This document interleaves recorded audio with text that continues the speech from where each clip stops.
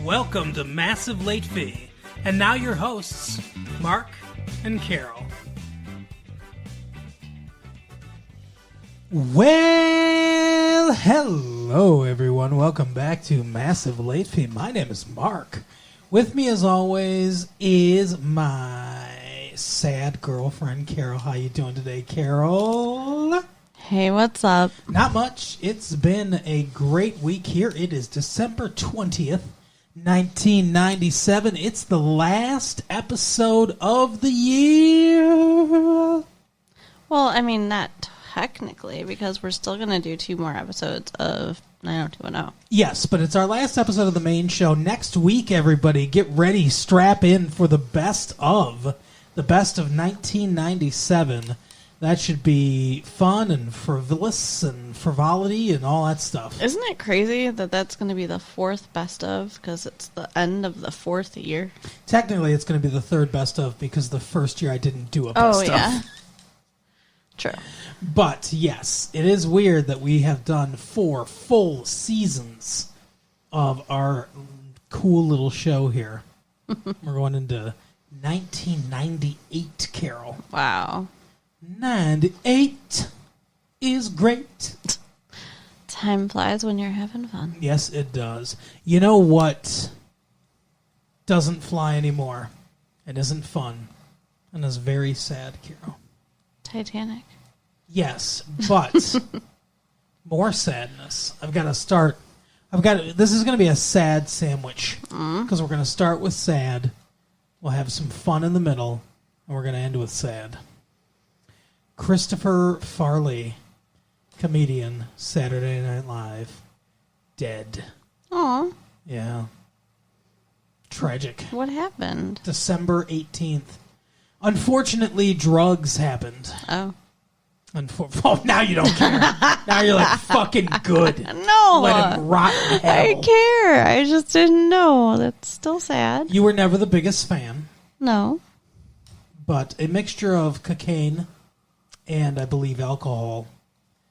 Not the combination you want, really. No, I would guess not. So, very sad. It's heartbreaking. Apparently he did, I believe, 1 more movie or 2 more movies that are yet to be released. But, Oh, wow. Yeah. But, yeah, just tragic. Chris Farley was one of my favorites, and I liked a lot of his movies. Tommy Boy. Meh. Black Sheep. Meh. Yeah, I know. I know you didn't like it. I know you're glad. I'm not a mean person. Jeez. I'm still sad he's dead. Yeah, well, tell it to his family. Anyway, who's sorry now, Carol? You? The most recent public apology comes from Latrell Sprewell, all-star guard for the Golden State Warriors, who was fired by his team and suspended by the NBA for a year for allegedly choking his coach. Oh, no. Yeah, good old Latrell Sprewell. Do you buy it? Can you forgive him? I don't really care. He didn't choke me. And what about all the other people who've apologized this year for everything from drunken driving to underage liaisons? Oh, my. It's a hell of an apology. Let us know. We'll use your responses in a future story, and if we don't, we'll be really sorry. Hilarious. Here are the apologies. So, Latrell Sprewell, the incident, according to witnesses. Sprewell, known for being disagreeable. Wow. I'd say so. Grabbed coach P.J. Carlesimo, known for being a big yeller, by the throat and threatened to kill him. Sprewell followed up by punching him 15 minutes later. The Warriors fired Sprewell. The NBA has suspended him for a year. The apology.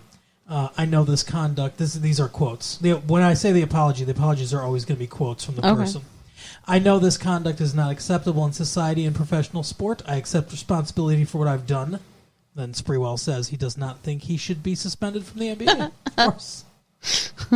That's nothing says I accept responsibility more than, and I don't think I should be punished. Right.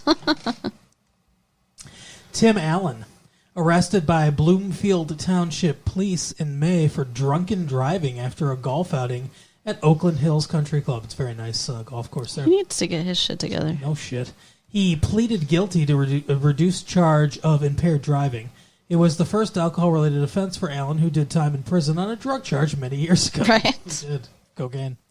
Quote, my inexcusable lapse in judgment is a mistake that is embarrassing to myself, my family, and my associates. I have learned from this experience, and am fortunate that my family and associates have forgiven me. Good. Well, good for you. The Detroit Police Department wrongfully fingered... Oh, that's nuts. Wow. That is not a phrase. Wrongly fingered an elderly West Bloomfield Township couple as drug kingpins in August and froze $30,000 in their bank accounts and drilled into their safety deposit box. William and Eleanor Schwartz realized something was amiss when their checks started bouncing. Aw, an elderly couple? Yeah. That's awful. Quote, we certainly regret any inconvenience we caused, said Lieutenant George Anthony, head of the Detroit Police Department's forfeiture section.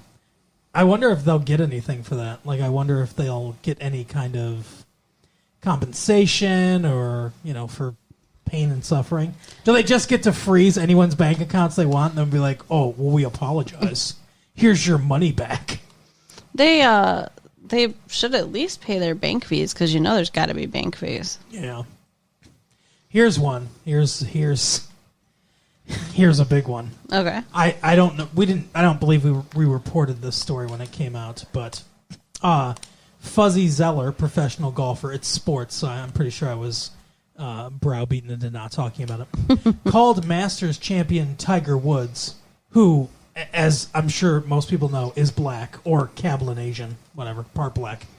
Quote, that little boy in April, and urged him not to request fried chicken or collard greens. Oh, my. Because the winner gets to choose what they eat at the Masters ceremony. Let's see. As a result, Zeller lost major sponsorships. Quote, I am a jokester. It's really not great to start your apology with, I am a jokester. I am a jokester. It's too bad that something I said in jest was turned into something it's not. But I didn't mean anything by it, and I'm sorry if I offended anybody. If Tiger is offended, I apologize to him too. I have nothing but the utmost respect for Tiger as a person and an athlete. Yeah, that's a shitty apology. Yeah. Janet Daly, romance novelist, plagiarized the work of romance novelist Nora Roberts. Oh, my God. That's a pretty big one. Yeah. I can only apologize to Nora, whom I've considered a friend. All right. Marv Albert, accused of biting and forcing longtime lover Victoria Perhatch to perform a sex act in a hotel room in February. He pleaded guilty to assault and battery. In return, prosecutors dropped a felony sodomy charge. Holy shit. Yeah. Marv Albert's a sports broadcaster, like he does, or he did, the New York Knicks and stuff. He's known for saying, yes! But his partner apparently said, no! And he didn't respect that. I don't really know how you're making that, funny, because, I'm traumatized over here hearing that this man bit and sodomized a woman against her will. Right. And you're like, no. Do you want to hear his apology? Yeah. I've known Miss Perhatch for 10 years. We've had this relationship. I'm sorry if she felt she was harmed. In the past... What the fuck? In the past, there was consensual biting. On this particular evening, I did not realize until her testimony that she felt she was harmed. For that, I am sorry. He thought it was consensual biting. What the fuck? Oksana Bayul, a figure skater. After running her Mercedes into a patch of trees in Connecticut in January, she received a concussion, 12 stitches, and a drunken driving charge. And she, gives a, it was horrible what I did, all that stuff. Mm-hmm. Michael Kennedy. It says American royalty. That's what they call him. He's a member of the Kennedy family. accused of having an affair with his children's underage babysitter. Ew. The prosecutor dropped an investigation in July due to lack of evidence after the babysitter refused to cooperate. Great. Wow. Nice job, Michael Kennedy. Jesus Christ. Quote, I know that will be difficult, but I hope that in time, the babysitter's family will forgive me. Mm-hmm. I also hope that my wife and children will forgive me. And that they won't either. Someday earn and deserve their confidence again. Nope. That's an admission, basically, right? Yeah. I fucked the underage babysitter. Yeah, if he wants them to forgive him, then he's admitting he did something wrong. And probably paid her off so she wouldn't testify against him because they got money. Mike Tyson, boxer, bit off part of the ear of opponent Evander Holyfield during July boxing match and has been banned from boxing. Wow. Yeah. That is fucking psycho shit right there. Bit his ear off. I mean, like... Said he was going to kill his children and stuff, too, apparently. Oh, my God. Or eat his children or something. Was he on drugs at the time? Like, who acts like that? He's a psychopath. Quote, I apologize to the world. That's his apology. The world doesn't forgive you. Right. The Greyhound Bus Company.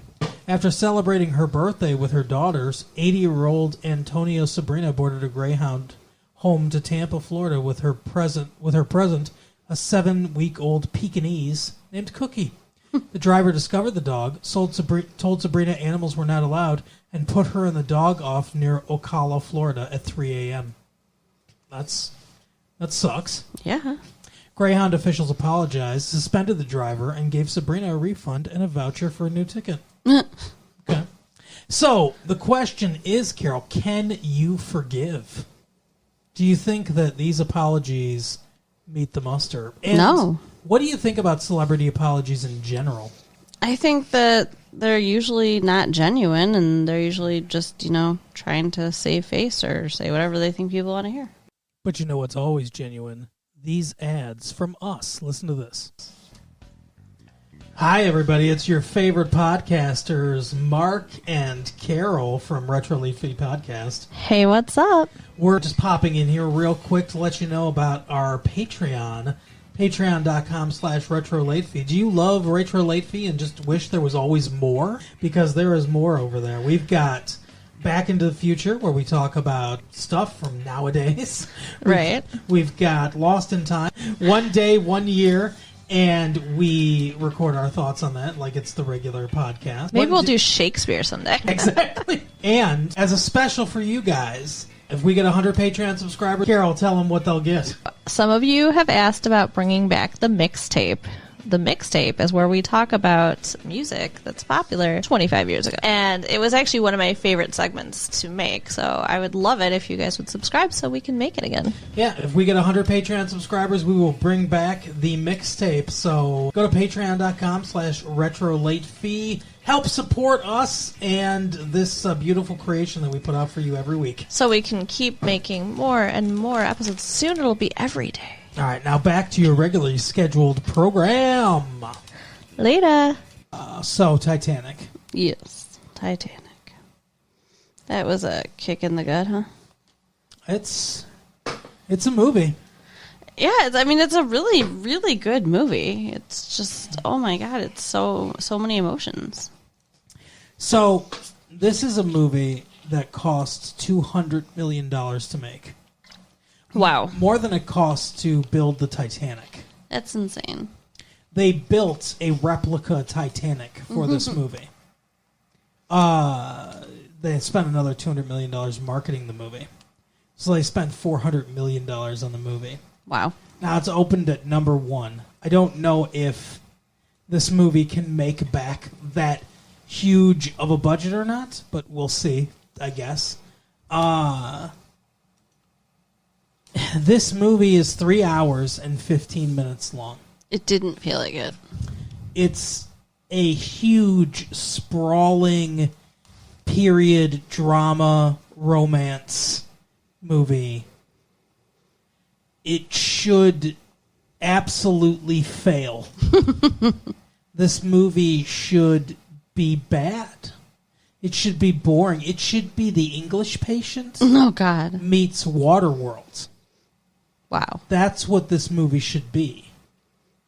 And somehow, against every odd that you could have, it's a good movie. Yeah, it's amazing. I love it. I don't really understand how they pulled this off. I mean, the acting is very good. Leonardo DiCaprio, who's a person that was on Growing Pains. But, I mean, he's been on lots of other stuff, like What's Eating Gilbert He was Grape. in that What's Eating Gilbert Grape movie, which was fine. Yeah. And But he was amazing in it. he was fine in it. He's good in this movie. The standout for me is Kate Winslet. Yeah, she's very pretty. She was in a movie called Heavenly Creatures, directed by Peter Jackson, and she was in that Kenneth Branagh Hamlet movie. Yeah. She was Ophelia.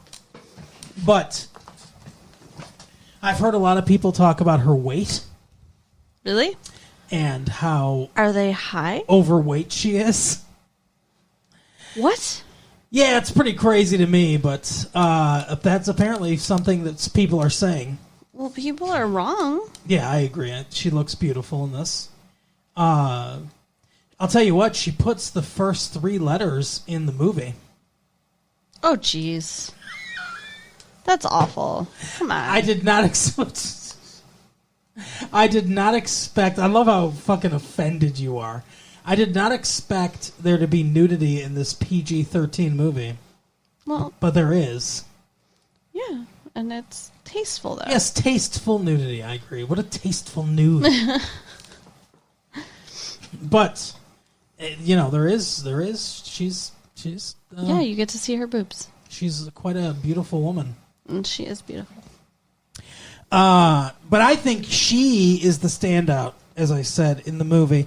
I think that Leonardo DiCaprio does a fine job. He's good in the movie.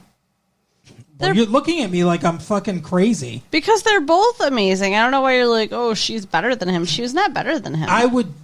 First of all, I disagree. Let me finish my point. Second of all, I would not say he was amazing in the movie. He was good in the movie. He's good in this role. And I know all the girls are going to be like, ooh, Leonardo DiCaprio, he's so cute. He's not just cute, though. Yeah. Here's the thing. His character is written as very sensitive. He knows exactly what to say to women and stuff like that, and he's good looking. So, of course, all the teenage girls' hearts are going to melt all around the world. She has a harder job in this movie. When you're talking about acting, she has a more difficult job in this film in portraying a range of emotions. Okay. And a specific attitude that she has to have. And she kills it. I think she does extremely well. Yeah, I agree. She in a does. variety of different scenes. Her scenes have more depth to them, I think. Okay. He doesn't have that many scenes without her. She No. has more. She's in the movie more than he is. Yes, for sure. The movie's about her. Yeah. Really.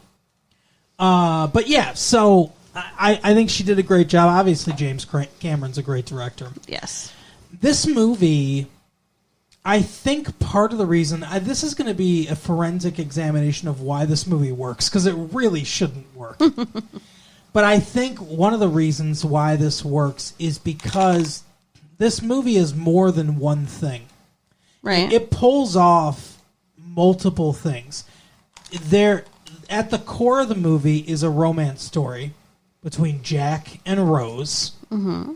And that works because of the chemistry of the leads and the writing's great, the acting's great, directing's great. All the cinematography is fantastic. All the bones of the movie are A+. Mm-hmm. But so that works, that love story, and you feel for these people. It's also an action movie, like an action disaster movie. Right. There's a section of the movie that's action disaster because it's telling the real story of, the Titanic. It works as a history period piece. Sure. In ways, and it works as a slobs versus snobs movie, where it's, we're the plucky, like, fucking downtrodden people, and look at the upper crust assholes. Right. Because everybody that's portrayed in a positive light in this movie is working class, and everyone that's portrayed in a negative light is the upper crust. Well, except for Molly Brown, but she started out working class. That's the thing, is Molly Brown is rich, but not accepted. New money. She's allowed to be there in first class and stuff because she has money, so she's welcome into the club. But they all hate her, Right. and all the women talk about like, oh my god, we don't want to hang out with her Yeah. because she is working class. The unsinkable Molly Brown. Her husband lucked into a fucking gold mine, essentially, and that's how they got their money. But it somehow makes it work, all these different genres rolled into one. Yeah, it's crazy. It's there's so much going on in this movie, like all the time.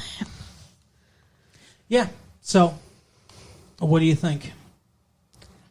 I love the movie, and I'm angry because of the way that it ended. I don't think it should have ended so sadly. It was very unfair. Okay. I mean, let me back it up because, yeah, it's a tragedy. But I mean the love story part. Okay. I mean, yeah, that's what makes romance work or whatever. But Leonardo DiCaprio shouldn't have died. correct. Well, here's the thing. I don't know. It's not the same story if he lives, obviously. Right. And I don't think... maybe it wouldn't have worked if he'd lived. Yeah. It's easy to be a teenager on a boat and fall in love with some dude who dies and then, romanticize that as the love of your life or whatever. But it's harder to actually make a life together. Right. Meanwhile, she married some dude, had kids, had grandkids. She's 102 years old or whatever as she's telling the story to Bill Paxton and his crew. Yeah, she's got a grown-ass granddaughter. And yet, no mention of him other than like a throwaway line, oh, I married this dude. It's like, what the fuck? Was that not a love of your life too? Well, and then she also says that she never talked about Jack with anyone, even her husband. That seems messed up. Here's the thing. I hate Rose. You hate Rose? Mostly, I hate her. Wow. And I'll tell you why. Okay. Rose is not a good person. What? And I don't know if it's from her fucking, upbringing or what, but the backstory of Rose and her family is their dad died and left them with a bunch of debt. He was part of a prominent family, rich at one point or whatever. He died and left them with a bunch of debt. So she needs to be fucking married off to Billy Zane, wearing the world's stiffest wig that I've ever seen on a human being. And so that's kind of their story. She doesn't want to be, right? Right. First of all, doesn't want to suck it up to help her family. I think that's kind of selfish. What? But anyway, so here's the stuff I don't like about Rose, okay? Okay. She has an affair with Jack, so she cheats on her fiance without breaking up with him. Then she's like, you know what I'm going to do? I'm going to take the nude picture that you drew of me, I'm going to put it in the fucking safe for him and leave a little note for him. Not thinking like, oh, that's going to come back on Jack. Right. Like, she totally fucked him over. Yeah, I think that was not a good choice. She climbs up on the door once the tragedy happens. He saves her life. She gets up on the door and she's like, just chill in the water. You'll be fine. Doesn't like say, hey, maybe we should take turns on the door. Nothing like that. Nothing like, hey, why don't you try to come up on the door with me? Do you really Hey, maybe think... you should take my fucking life jacket while I'm on the door. Would that help you? But it wouldn't have. He still would have frozen to death. She fucking... calls Bill Paxton when she sees him on TV so that she can arrange to come to his research vessel. He spent 3 years of his life looking for this diamond. It has been his big obsession, all he's ever wanted, right? She comes there so she can see her fucking picture again that Jack drew. Mm-hmm. And tell everybody, hey, that's me. Didn't I look good? Now sit here and listen to my fucking story. Tells her life story on this boat. Travels with all this fucking luggage because she can't be without her pictures and stuff. Did you notice her pictures at the end? All her pictures was of her. Not her family, not her kids, not her husband, who carries around like 15 framed photographs of just you and stuff you've done. How egotistical is that? Then at the end of the entire movie, she's got the diamond Bill Paxton's been looking for, and she's like, oh, throw into the fucking ocean. Who gives a fuck about him or his dreams or anything like that? I'm just going to throw it into the ocean. I don't need it. That's a rich woman's response right there. Let me throw this priceless diamond into the fucking ocean. Fuck everyone else. I don't think she's a good person. Can I just say, though, that the fucking pictures aren't because she's, like, vain or whatever. It's because that they're using that to tell her story. They're using that to show us, like, look at the things that she did. Okay, but the character made that decision. That's how you have to read it. You can't just be like, oh, it's like, otherwise the whole movie falls apart. Well, Leonardo DiCaprio was in the water because his character had to die. You know what I'm saying? Her character made that choice. That's how you're painting that character. Then, by the way, this is my interpretation. She dies warm in her bed, like Leonardo DiCaprio asked her to when she was old, and she goes to the afterlife. Now, either way, this portrays her as not a good person. Okay. If it's a dream or if it's the actual afterlife, I think she's dead. She goes to the afterlife.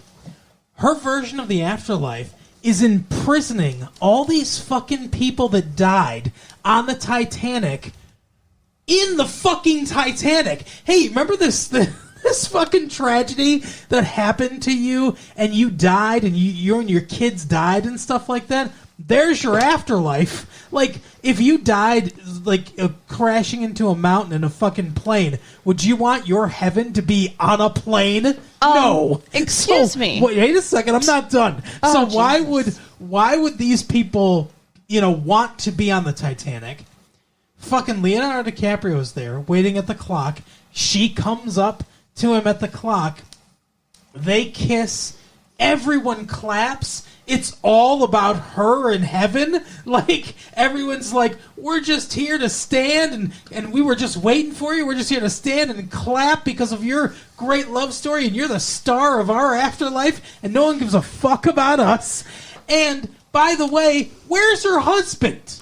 Where's the person that stood beside her for years, helped fucking raise kids with her, provided a house, a family, all this stuff? Where's he? Is he waiting in a fucking afterlife gas station, looking at his watch? Well, I wonder where Rose is. Well, guess what? She's fucking Jack.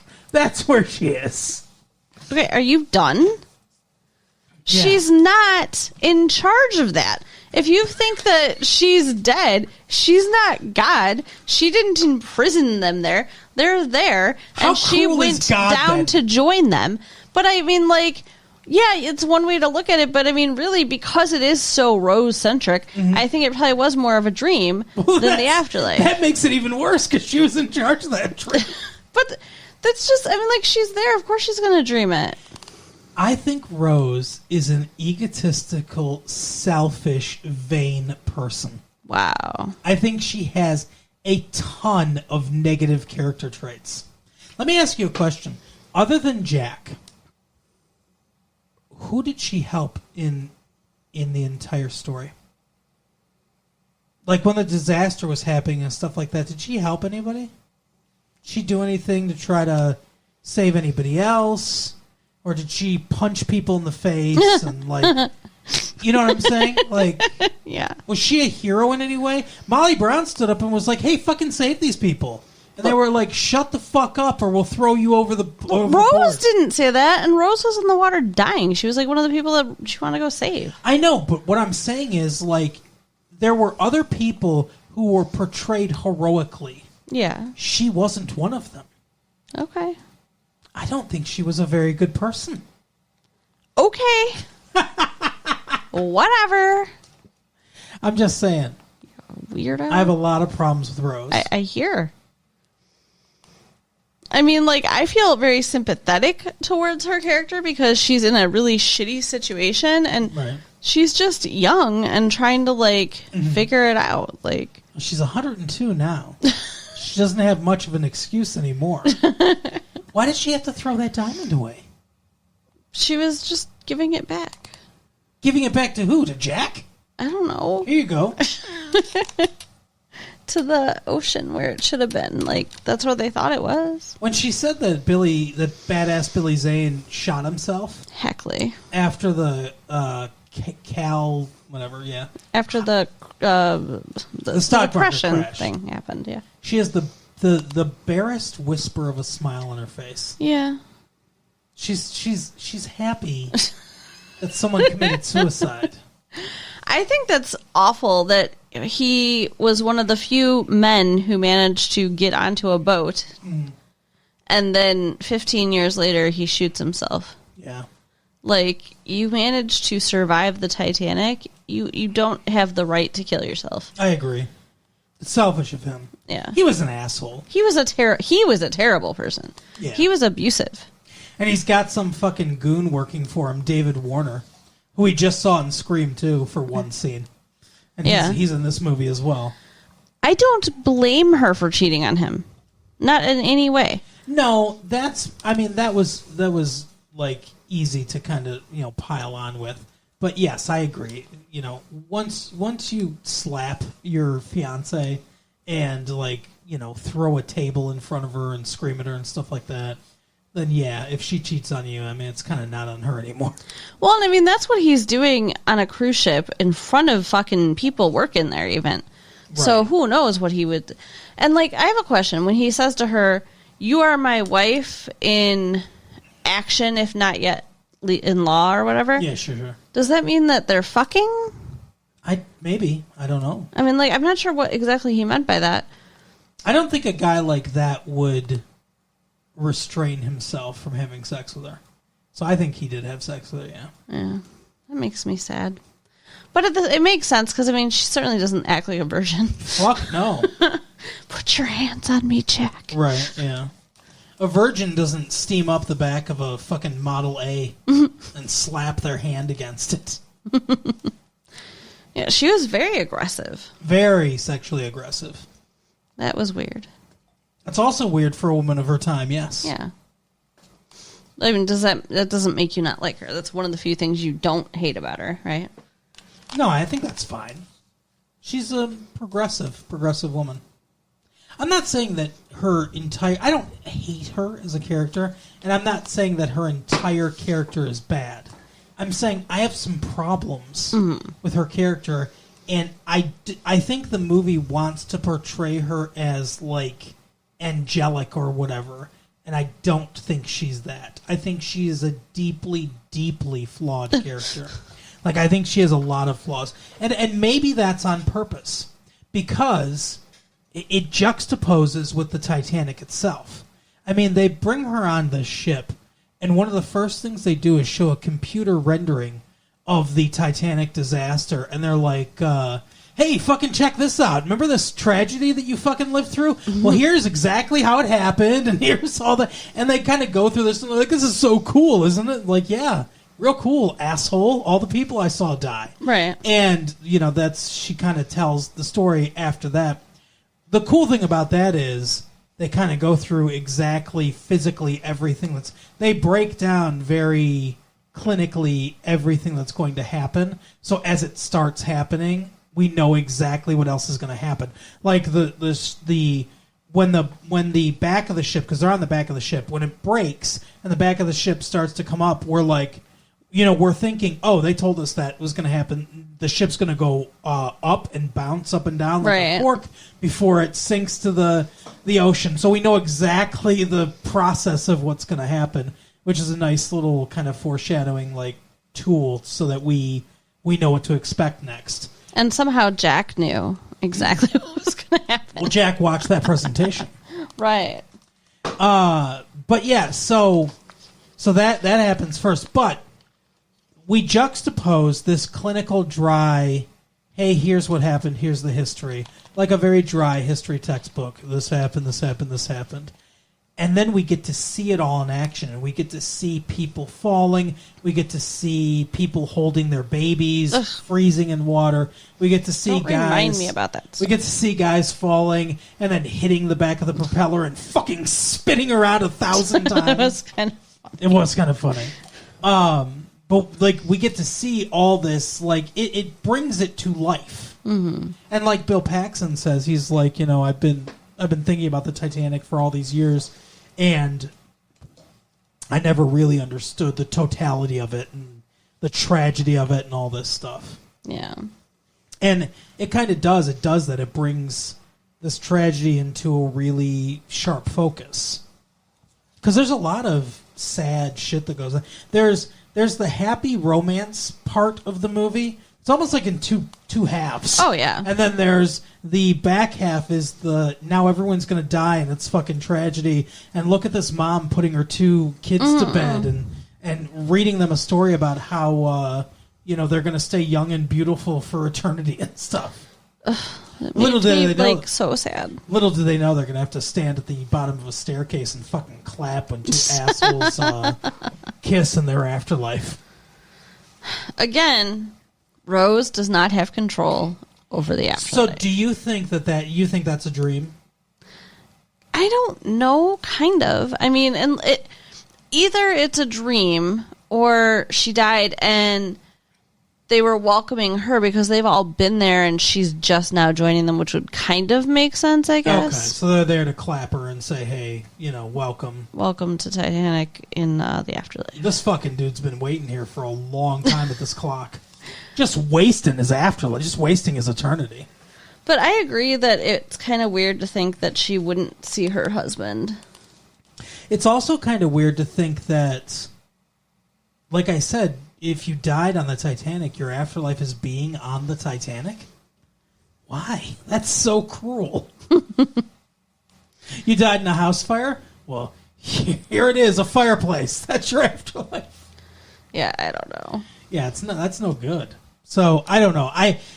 My interpretation was that was supposed to be an afterlife. They show her sleeping, and it's like foreshadowed by, hey, you're gonna die warm in your bed when you're an old woman.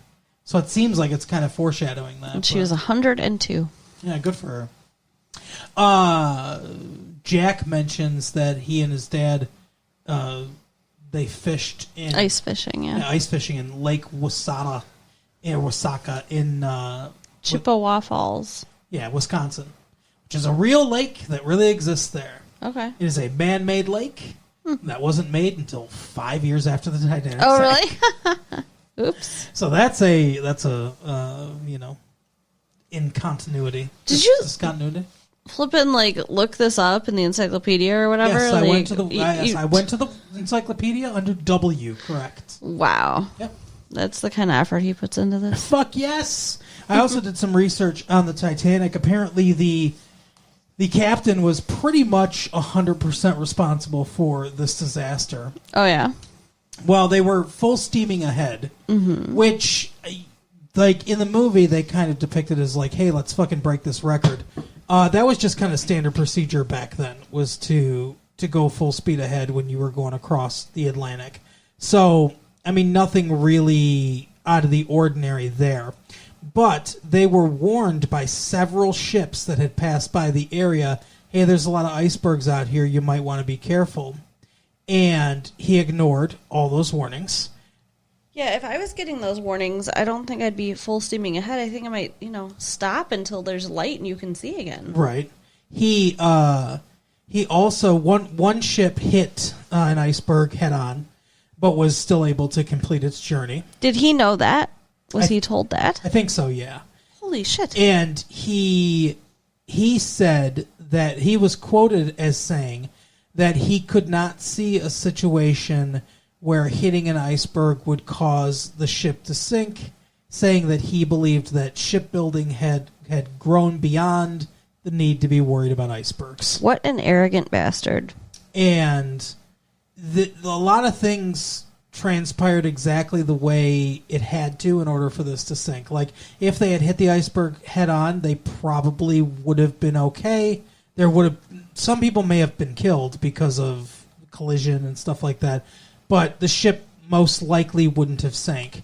The fact that it shorn off the sides Right. that it did and allowed so much water to come in so fast is really the big thing that led to the flooding of the compartments, that led to it actually capsizing, or not capsizing, but sinking. Whatever I can't remember what they call it.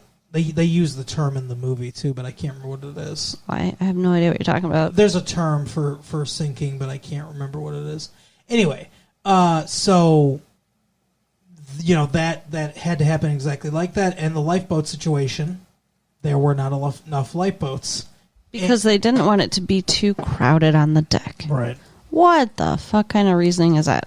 Also, the Titanic was the biggest ship at the time, but they didn't. If you look at it now and compare it to modern ships, it looks like a fucking rowboat. You know what? I don't think it would have mattered though if they'd had more lifeboats, because they didn't get bodies in all the lifeboats they did have. Yeah, correct. They didn't go as soon as they should have. Yeah. They didn't start to evacuate as soon as they should have started evacuating. But yeah, terrible tragedy. There was one other thing I was gonna mention. Oh, despite the fact that it says Titanic and Liverpool underneath it, they didn't go from Liverpool. People weren't talking like this, so well, we're all the Beatles. One of the Beatles. They went from Southampton, near Liverpool, but apparently that's where they went through. Well, maybe the thing was made in Liverpool, whatever it was. Well, it was made in Ireland by the Irish. So but its headquarters was Liverpool. That's most of the White Lines went on to Liverpool, or White Star Lines went on to Liverpool. Okay, but yeah, that leads us to the real villains of the movie, the Irish. What? who built the ship with their big Irish hands, as they say. No, I think just the entire attitude of having an unsinkable ship is just so arrogant. Agreed. Do you think that at any time the David Warner character was a little bit overboard? Like when he's pulling his gun out and shit like that? Well, I mean, I think that once Rose was clear that she was leaving for Jack, she put his life in danger, and I think that he would have killed him. I mean, they ended up getting him arrested, but I think killing him was a distinct possibility. Yeah. Especially, like, she's laughing. She's laughing, and they're running like, oh, this is so funny, we're running from this guy. Right. What did she think he's going to do when he caught them? Yeah, exactly. It wasn't going to be good. No. It wasn't going to be ha-ha funny. Right. He would have slapped Jack in the back and like, you really got one over on me. Right. I just was running after you to congratulate you.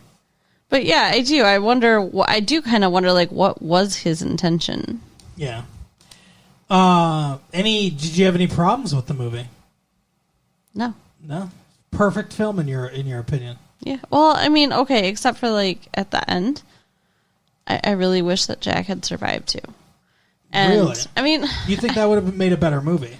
I don't know. It just seems so unfair that he did everything for her and then he died. Exactly. He did everything for her. You're right. But it's because he loves her. Yeah, keep doing stuff for me. She's selfish. But I mean, I think if, like, she hadn't done what she did by laying on that thing, that she would have died. Like, if they'd taken turns, she probably would have frozen to death. Probably.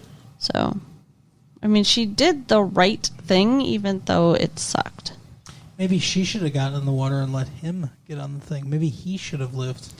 Okay, and but he could have been 102 years old and been like, I want to tell you about Rose. And then, like, told the story and been like, by the way, took this the whole time. Here you go. This is what you've been looking for. I help people out. I care about you and what you're doing. Think about it. The world might have been a better place if Jack had lived instead of Rose. Right. But I mean, I'm sorry, chivalry was a thing back then. Like, that's why most of the lifeboats were women and children. And, you know, of course he would got the woman up on the door. Like, that's just the way it was. Jack would have met Hitler in when he was still in art school and been like, hey there, Adolf, don't worry that you didn't get into that art school. I mean, hey, come on, the Jews never did anything to you. Let's go have a beer. I'll show you how to play poker. And then Adolf Hitler would have been a famous poker player. World War II wouldn't have happened. Right. What do you think about that? Sure. Okay. I'm going to make a movie that's an alternate... what would you call it? I'm going to make a fan fiction that's an alternate history of Jack living instead of Rose and how much better the place the world would have been. Right. Selfish. But I guess Rose then wouldn't have gotten to fly in a fucking biplane and then have a picture of it that she can look at every night. Remember when I was in a biplane? Let me tell you a 3-hour story about how I came to fly this biplane. I am interested in that story. Are you? I am. Okay. The continuing adventures of Titanic 2, the continuing adventures of Rose. Oh my goodness. But it was a good movie. I liked it overall. I don't know if I would say it's 100% of a perfect film, but it's pretty damn close. It's a really good movie. I think it's one we might see again. We don't see movies multiple times in the theater often, but I could see us seeing it again. And it's like 3 hours and 15 minutes long, and it flew by. I wouldn't mind sitting through it again. Yeah. It was definitely, it moved at a clip. It does not feel 3 hours long. No, not at all. No. But anyway, that is the show, I think, right? You got anything else to say about Titanic? No, I guess not. Kate Winslet's Titanic? It just made me very sad. It's sad in a lot of places, for sure. There was a lot of crying. You were crying a lot. There was a lot of crying. I didn't cry at all, but you were crying a lot. Yeah, I don't know what's wrong with you. Well, you know, I cry at movies sometimes. It just didn't. It was sad. I felt sad, but it didn't hit me like that. There'll be another boat for the daddies. This boat's for the mommies and the children. Like, oh my God. I know, it's sad. But, yeah, anyway, so that is the episode for the week and for the year. We will not see you again until we see you in 1998, everybody. Well, I mean, you know, unless you listen to 90210, in which case we will. You should listen to the 90210 show. Yeah. But you keep undercutting my message of this is the last of the main shows for the year. Sorry. Okay. Happy New Year, y'all. Carol, why don't you tell people everything they need to know before 1998? So you can write us at latefee1994@AOL.com. Mm-hmm. Check out our website at www.retrolatefee.com. Yes. And tell your friends. All right, we'll see you next time. Bye. Bye.